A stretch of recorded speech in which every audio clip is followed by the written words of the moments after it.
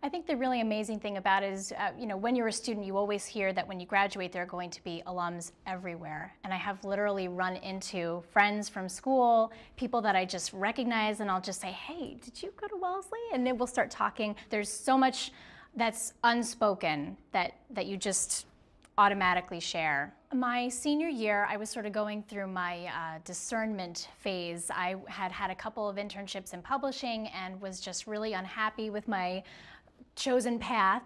And so I reached out through the alumni network to a woman who was a correspondent for National Public Radio in LA. And she and I set up a conversation, and we talked over the phone for about an hour. And she was just absolutely wonderful and really just made me feel like, even though I had never studied journalism specifically, I could really do it if I really wanted to. I could be the radio journalist that I was starting to really dream of becoming. Recently, I was being a fill-in anchor at our radio station and waiting, behind the scenes for the NPR part of the broadcast to stop. And I'm listening, and I recognized her name, Karen Grigsby Bates. She was doing a story on the Trayvon Martin case.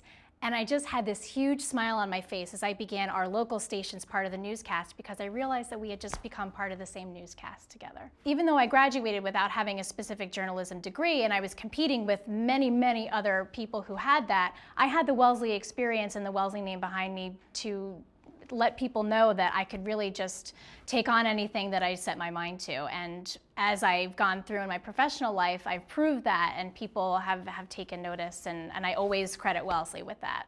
My name is Colaneri, and I graduated in 2010.